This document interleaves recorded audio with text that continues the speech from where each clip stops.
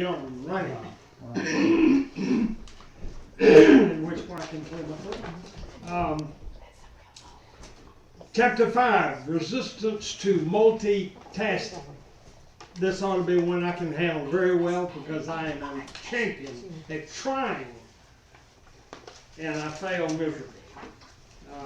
And I think he makes it pretty clear through a good bit of scripture and other things, and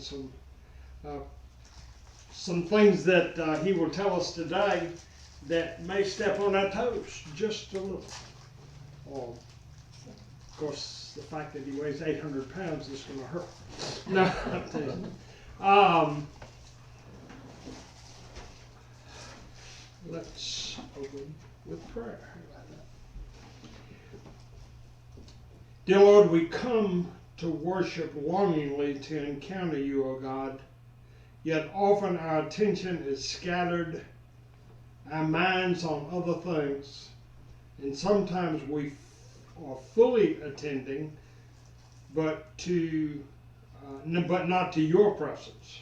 Rather, our minds and hearts are occupied by other gods, the cultural gods of commodity. Call us to account. Give us the strength of will to resist. Turn us to you and away from commodity. Help us to worship in spirit and in truth. Amen. Amen. He starts off with a great story at the front and then comes back to say something about it at the very end. But this is one of them that kind of it got down home and personal as soon as I read it. I hope it might, like I said, we might get our toes stepped on a little bit. When I was growing up in rural Saline County, Missouri, Mr. G, our local grocer, and his wife always sat in the front of the church. Every Sunday, during the last 5 minutes of the sermon, that's kind of, we're about 20 minutes till, probably, huh? Something like that. Of the sermon by the pastor, and he puts parenthesis, my father. Mr. G and his wife would rather ceremoniously get up, walk the long aisle to the back of the church and leave. They did not mind the distraction of their maneuver to everyone else who was worshiping. The reason they left was that the other church in town, excuse me, the Missouri Synod Lutheran Church, got out of service 30 minutes before we did. And he calls it, and we E&R Christians, you know what that, don't know what that means. Evangelical, I don't know what it is. But anyway, our church finished before we finished our worship. As a kid, I often wondered how often Mr. G had looked at his watch during the service to be sure that he left on time to receive the Lutheran trade and Lutherans' money. I did not know the phrase at the time, but Mr. G was multitasking. He was worshiping even while he kept an eye on the clock for the sake of the trade and the profit. I will in a moment return to the issue of multitasking. So just keep that story in mind. He then begins to give us some scriptures that I think are helpful, but also point to what God might be thinking about us and our busyness of multitasking. In this exposition, I'll consider prophetic critique of the Old Testament of Israel's compromised, inadequate ways of keeping the Sabbath. As Moses had anticipated in the book of Deuteronomy, Israel was seduced in the land, seduced to forgetting the Exodus God and to thinking they could secure themselves. I call this the turn to commodity, to the conviction that having more would generate well-being. The lead representative figure in the turn of ancient Israel to commodity was Solomon. As often in the book of Kings, Solomon's grandiose temple was a commodity enterprise marked by endless amounts of gold, surely designed to impress. I don't need to read all of this, but the interior of the sanctuary had 20 cubits, 20 cubits, 20 cubits. We've read this passage a good bit. Overlaid the altar in cedar. He was inside the house was pure gold. Drew chains of gold across in front and the inner sanctuary and overlaid with more gold. So Solomon made all the vessels that were in the house, the golden altar, the golden table for the bread of presence, the lampshades of pure gold, 5 on the south, 5 on the north, and so forth, and it keeps going. Beyond the temple, Solomon was big-time entrepreneur. He managed to amass every kind of commodity imaginable. And like all such celebrity accumulators, others were eager to contribute to his collection. Each year, one of them brought a present. This is again out of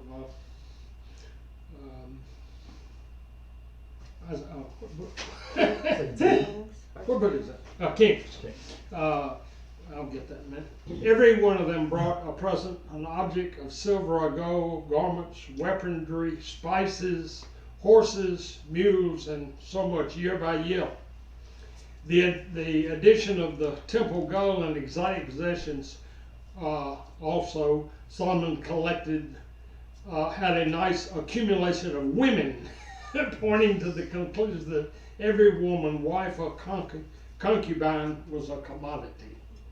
The threefold, this is a long word. I checked it to make. And I didn't know whether it was just acquisitive. It's a long word of acquisitiveness, but testifies to a kind of restlessness on Solomon's part. Is anybody beginning to say, wonder if I do any of this sort of stuff? Solomon never ceased to plan, to scheme, to negotiate, to usurp in his divine of accumulation. Drive for accumulation.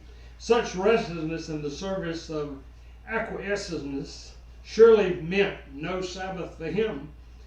We may judge, moreover, that Solomon is a representative embodiment of the commodity restlessness pervaded Israel in its disregard for all things covenant. The restlessness of Sabbath is an act of resistance to commodity acquisition. But the acquisitive Israel so well represented Solomon. Sabbath became a fake occasion, official act of work stoppage. It was in fact a festival shot through with anxiety, aggressiveness, fed by commodity acquiescence. What in the world is that word? It's like it. I looked it up. It's just the acquiring, but it's got the acquiring, but it's got the TIVENESS on the end, in which Israel had become enthralled.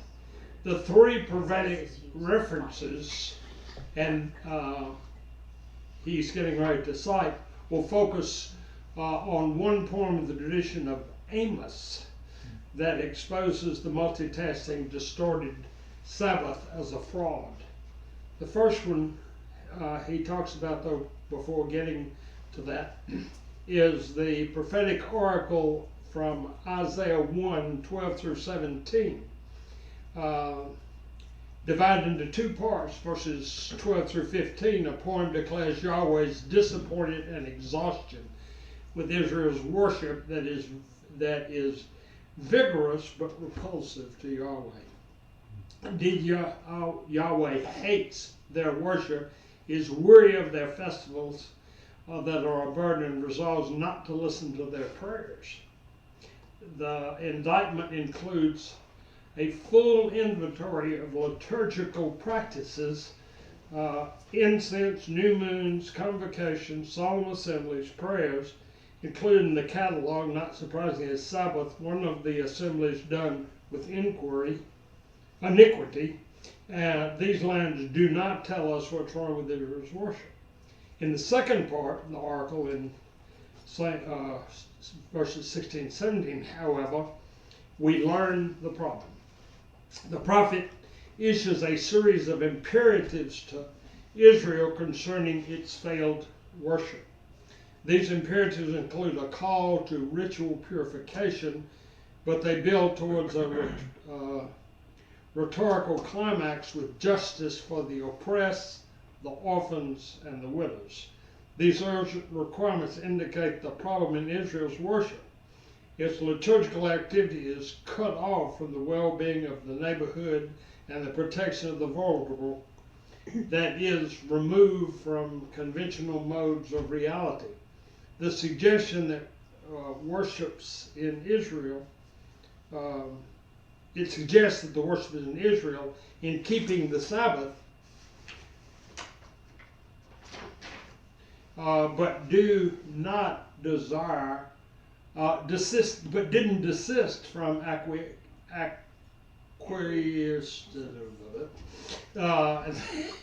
he specializes in big words. He's a smart man, I know. That inevitably cause exploitation of the unprotected.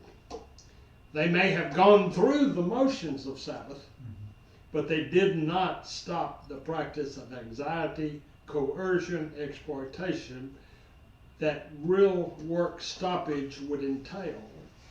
Then he goes to Hosea 2, 8 through 13. In this prophetic indictment, he casts as a divorce proceeding. Yahweh speaks as a aggrieved husband who is offended by the conduct of his wife, Israel.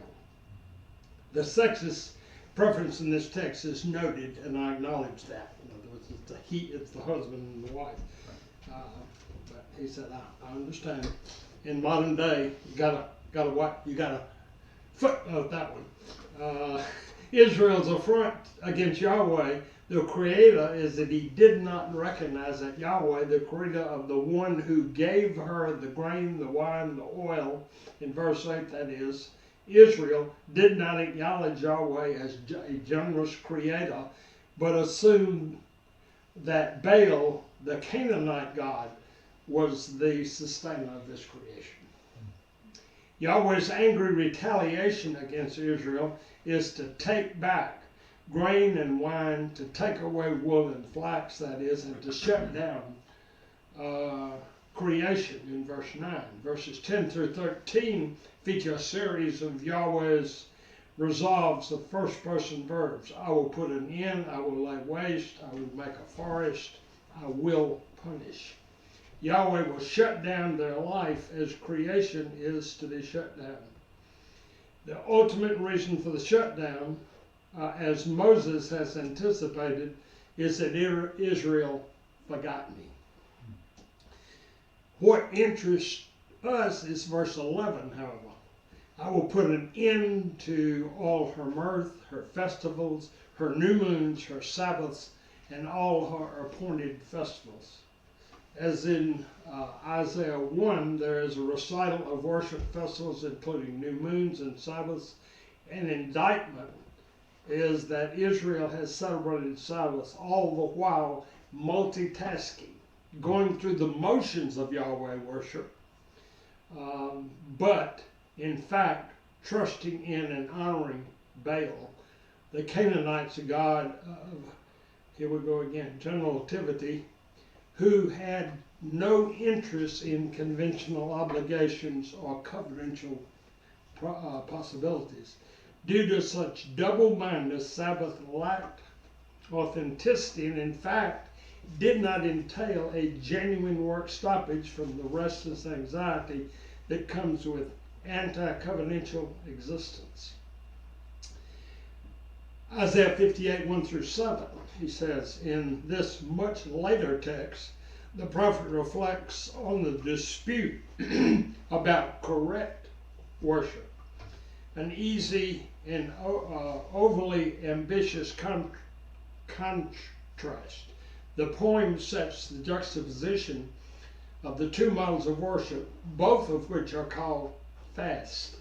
On one hand, there is the ritual fasting of those who delight to draw near to God, that is, to come to church.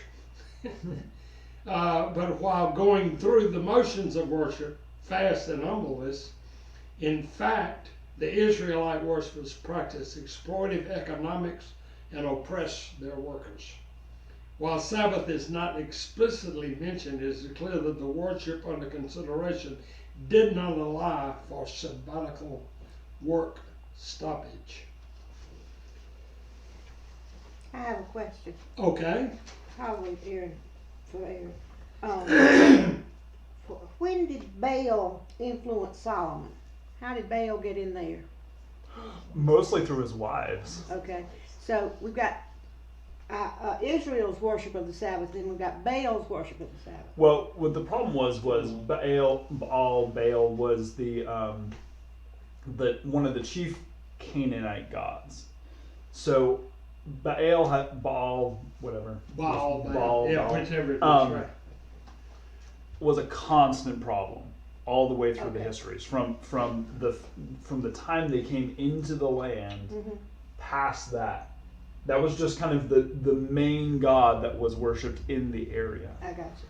And so the people were constantly sort of driven towards this worship of this god that he's right here, right? Here's the idol of Baal.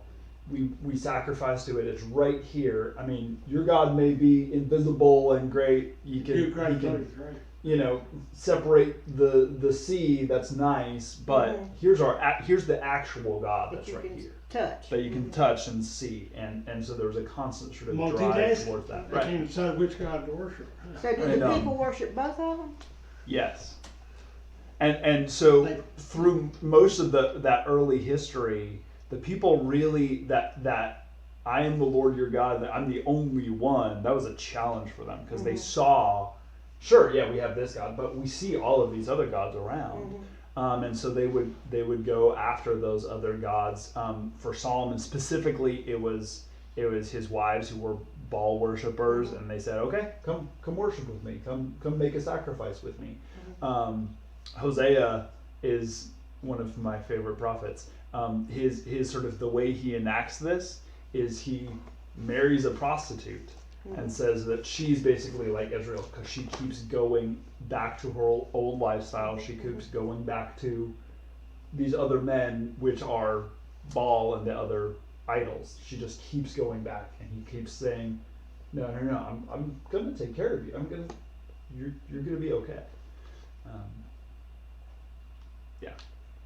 So it was the local god. Well, it's what Russell's talking about today is a very clear picture of both of them as a part of their lives. So a lot of it wasn't. Yeah. On the other hand, by contrast, the poem proposes an authentic fast that includes justice towards the oppressed, bread for the hungry, housing for the poor, clothing for the naked, that is, genuine neighborly covenantal support. This worship is congruent with the Deuteronomic commands concerning the vulnerable in society. So he goes into that. Now, it may be that this text doesn't even belong in this discussion of the Sabbath. The issue is posed more broadly about worship and neighborliness. But since Sabbath is the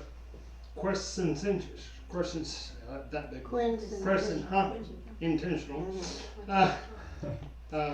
worship act of neighborliness, when the workers rest as you, Deuteronomy 5:14, we see that this context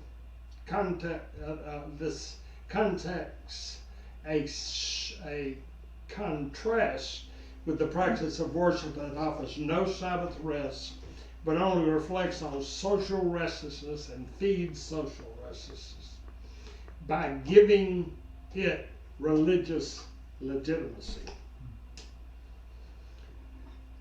Worship does not lead to neighborly compassion and justice, cannot be faithful in worship of Yahweh.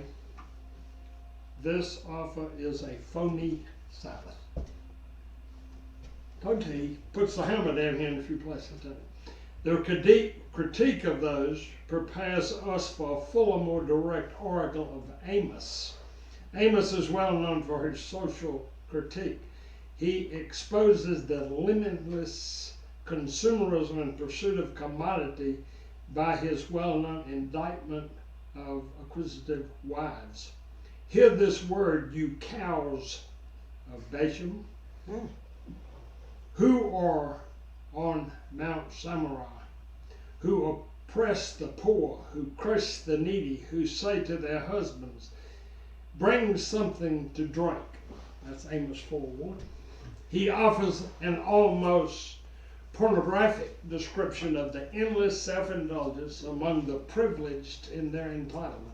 Alas, for those who lie on beds of ivory and lounge on their couches and eat lambs from the flock and calves from the stall, we sing idle songs to the sound of the harp, and like David, improvise on instruments of music, who drink wine from bowls and anoint themselves with the finest oils.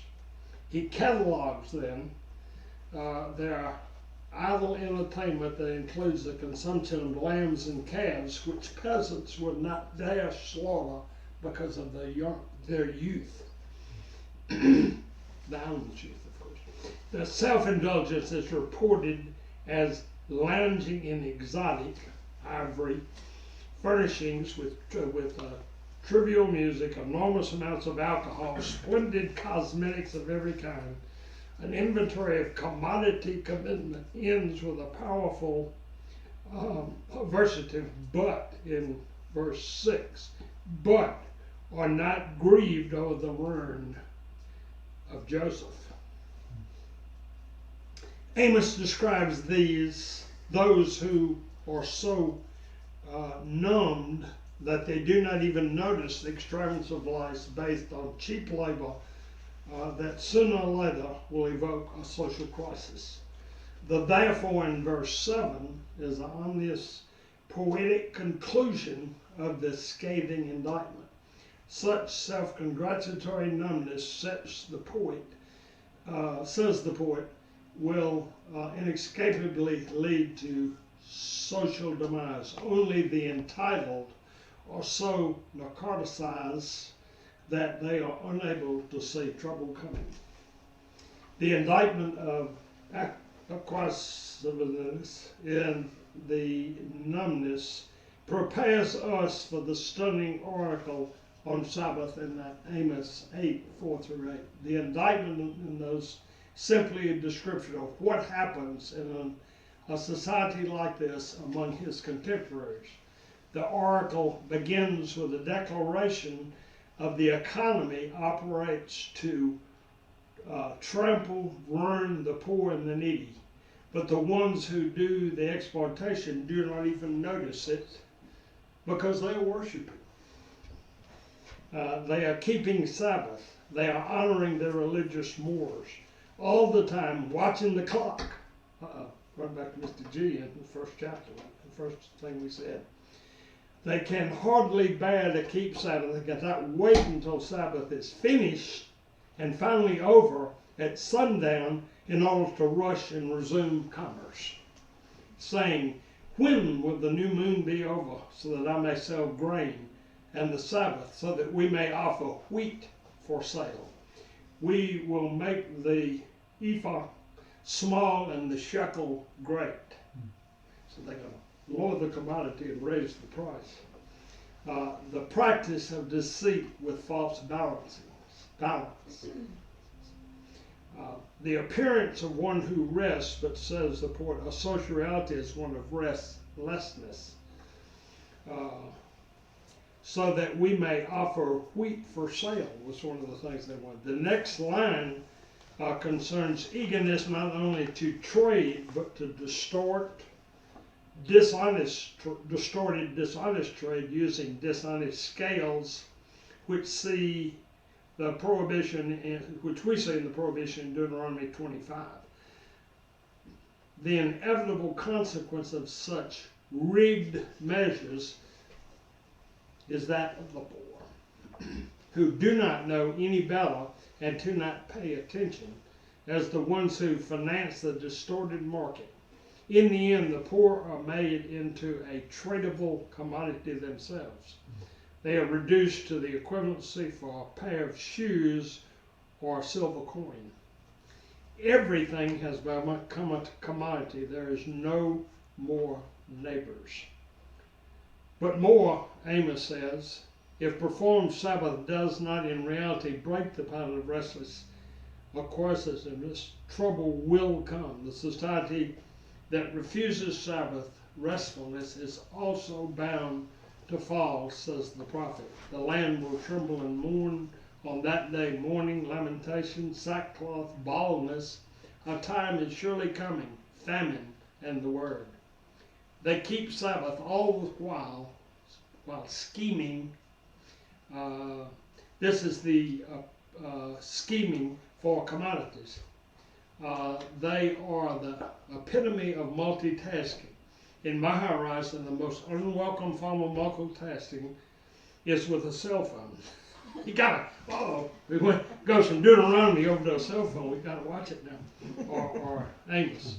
A phone on people who multitask on a cell phone while at dinner, the guests, or while at dinner with guests, or while driving. But a much more important form of multitasking is taking notes during church services. I thought that was good to do. But listen to what kind of notes he's talking about. Not notes of the sermon, but a grocery list. Oh, well, yeah. Or calls to return, or deals to make. Multitasking is the drive to be more than we are, to control more than we do, to extend our power and our effectiveness. Such practice yields a divided self with full attention given to nothing. I have another question. Excuse me, Russell. You're using my time. Go ahead. I am, I'm sorry. No, I'm teasing. I've heard you mention Amos, Isaiah, and a third prophet. Isaiah.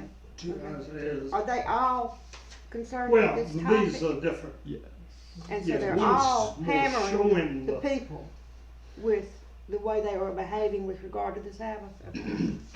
And they're also separated by quite a bit of time. Time. This is But over it's still- hundreds of years, but Yeah, yeah, and continues to be a problem. it seems that it Culture. continues to be a problem today.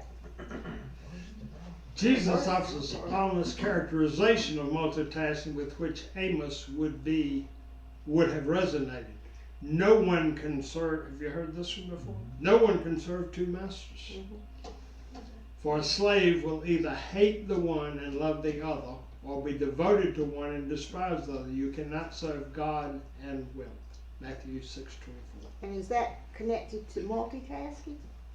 But basically it's just saying, you can't do You multitasking. can't multitask. If you're multitasking, then which master are you going to serve? Which one are you Commodity, paying the most attention or to? Sabbath, or God, or pride, or what are you going to, what you going to substitute? Which is going to be first? To serve God and wealth at the same time is impossible. It's like keeping Sabbath at the same time that you're planning commerce. It is like making, it is like praising Jesus while preying on the poor.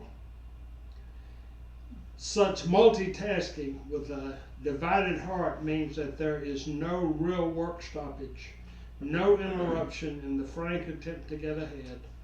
Doing tasks of acquisitiveness while trying to communicate humanly,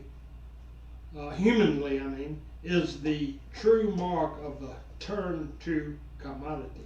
We all become commodities to one another, and to be bought and sold, traded and cheated. And this is where he comes back to Mr. G. There's no doubt that Mr. G, back in Saline County, was multitasking. He had a watch that he looked at often, a clock while at worship so as not to miss out on the Lutheran customers.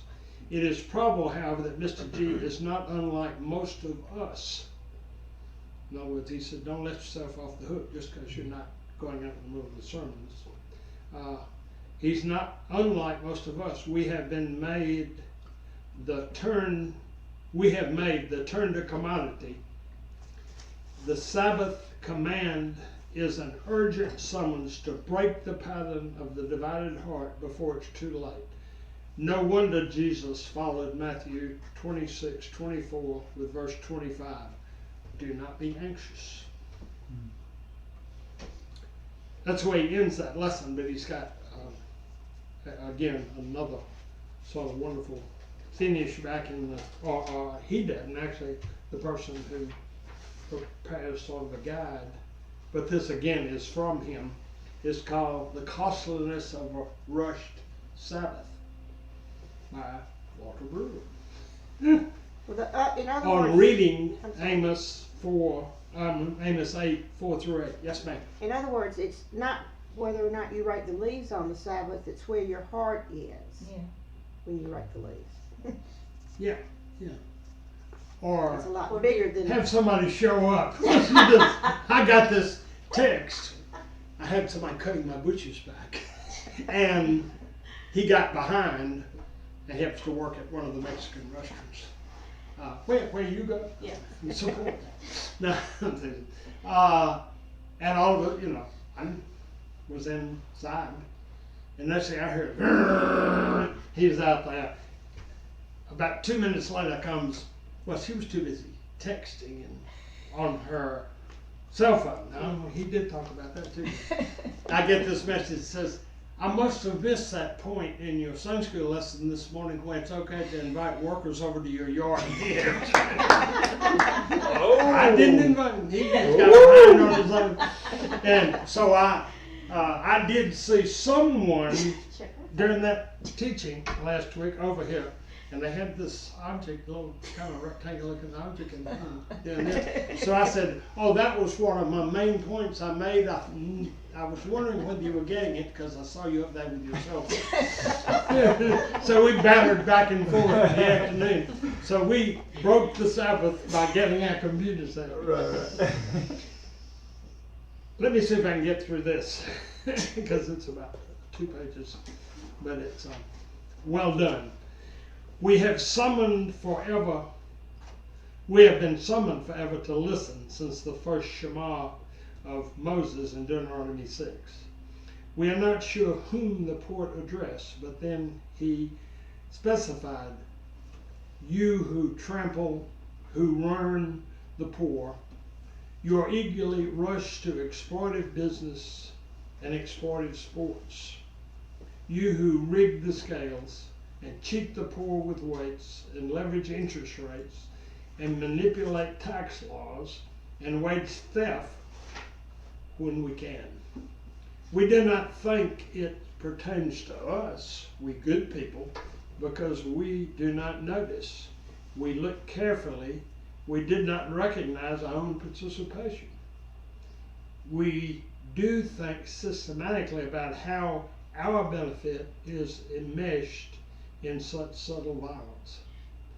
But the poor know.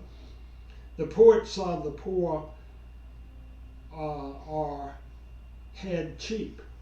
The poet laid out how we treat the poor in cheap ways, how we push chaff as grain, how we cut corners with the vulnerable, creating food deserts and failed schools and flawed services all around. The poet did not quibble. He saw and spoke the raw, hard truth.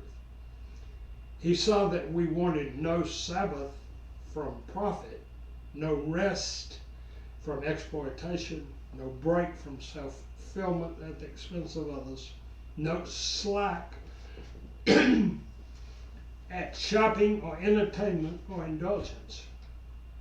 He saw that our self-celebration vetoed the whole command of Sabbath because we could not wait, we could not pause, we could not put off success and growth and wealth and domination.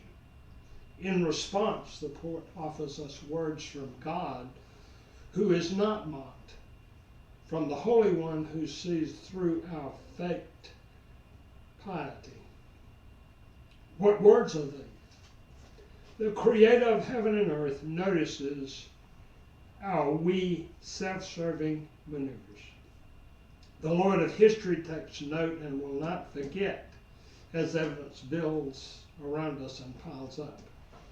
And the outcome of our unacknowledged shenanigans returned to us by the Holy God. The news is not good, even if given in terrifying poetic imagery. The land trembles in destabilization. Who knew? The big sadness comes along among us. Who anticipated that? The force of chaos like a rising tide. Who was ready? Floodwaters of disorder. Who could tread that much water? Well, this is today's news, isn't it, almost? We could call it an act of God, or an environmental crisis, or the loss of safety, a world order under threat, a violent society, a failed economy, a lethal ecology, all because we have rushed through Sabbath. We could not wait. We could not take time to be holy, because holiness amid the rough and tumble of the real world will not even get us a cup of coffee. Amen. That's strong. Yeah? I was going to say, just part of our tradition being in the worship service, that corporate confession, where we're saying, I am part of poverty. Because we say, oh, no, I haven't specifically impoverished these people. No, we say, as a people, these are our problems. Because we as a community, we as a nation, as a culture, we allow these things to happen, and we contribute in small ways and in large ways. Well, so when we came over this morning, there was a young man on one of those motor scooters Yeah. texting on the phone like this. And I thought, that's sacrifice and safety. Yeah. It had to be an Just, important. yeah, it is indeed. Amen. And now we've got a little easy one. Next week, in our summary discussion, and that is, we think most Testament stuff, all we got next week is Sabbath and the Ten Commandments. Nothing to it. And that's the end for you. That's